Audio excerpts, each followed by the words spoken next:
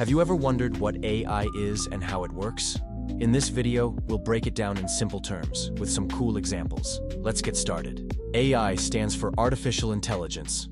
It's a type of computer technology that helps machines think and learn, just like humans.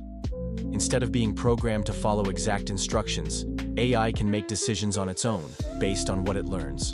Imagine teaching a dog a new trick. At first, the dog might not know what you want, but over time, it learns to respond to your command. AI works in a similar way.